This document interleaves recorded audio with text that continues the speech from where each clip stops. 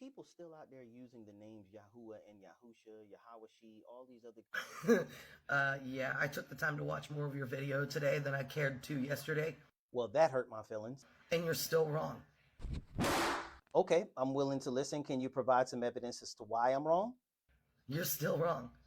Saying I'm wrong twice doesn't make anything I said less true. You would need to actually provide some evidence as to why what I said was wrong. And if you have some evidence, I'm more than willing to look into it. But saying I'm wrong twice isn't really helping the conversation.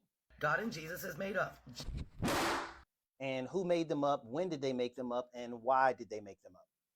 Yeshua is a Greek translation from Jesus. Yeshua is not a Greek translation from Jesus. Jesus is an English word. It's an English translation.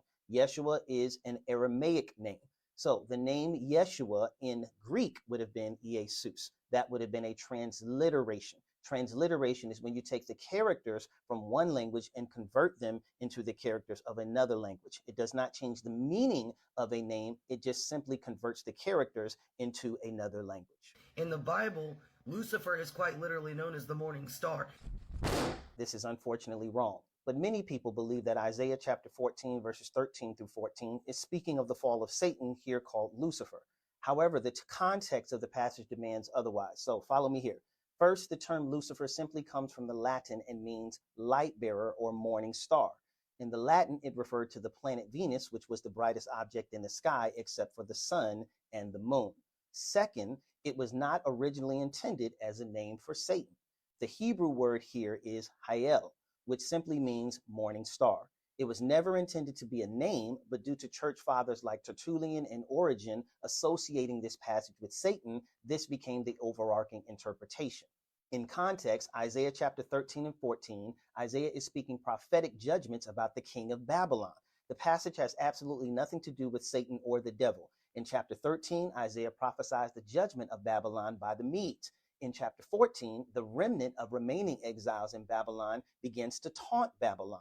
Verses 13 through 14 derive from a Canaanite story regarding the morning star who had attempted to rise above the clouds and establish himself on the mountain where the gods assembled and take the place of the highest God, becoming ruler of the world.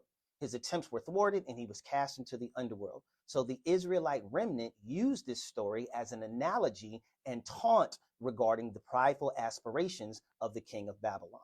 The King James Version that most of us know and love is the only translation to still include the word Lucifer. Practically every single translation of scripture, including the modern KJV, the CSB, NIV, ESV, NLT, LSB, and Amplified, all of them use words day star, shining star, or light bringer. The Amplified and Message translations actually tell us that it's referring to Babylon, not Satan. And I find comedy in everything of what you're saying because you are standing so firm on it. Like, you haven't even tried. Oh, really? I haven't? Because in every single video, I explicitly asked for people to present me evidence from a historian, a linguist, a theologian, a scholar, anybody who has studied Hebrew to show me where the names Yahuah and Yahusha come from, and no one has even made an attempt to provide an actual source for those names. So it's not me that hasn't tried. You're looking for someone else to do the work that you could be doing. Whoa, whoa, relax. You don't think that I've done the work? You don't think that I've looked up books? I've looked up Chat GPT. I've read books. I've looked up lexicons. I've shown source after source after source. I've shown evidence of my research. Why won't y'all? People like me did it for you. That's why we learned the truth to put it out. We asked for it and we got it. And it didn't come from no human source. It came from up above. No, it didn't. It came from people like John Truth, who has no training whatsoever in Hebrew. It came from people like Lou White, who created the Restoration Scriptures, who also has no training or education in Hebrew. And it came from people like Stephen Pidgeon, who created the Sefer Scriptures and put on his own website that he has no training or education whatsoever in Hebrew. What you received did not come from up above. It came from down low. It's called being tapped into the Akashic records. The what?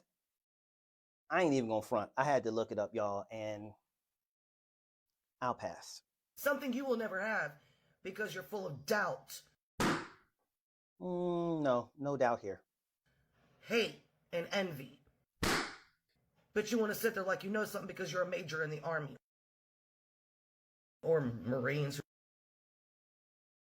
who gives a crap. I don't.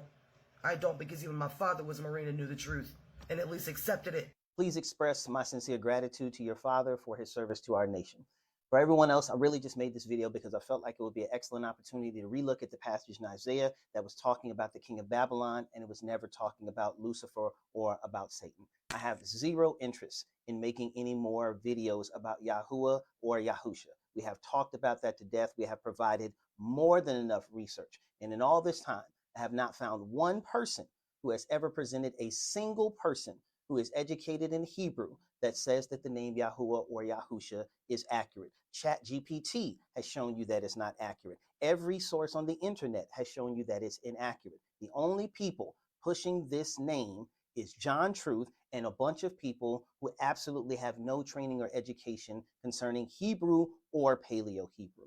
I hope that this has been enough, and I hope to God that we never have to address this issue again. But I got balloons if we need to. Blessings.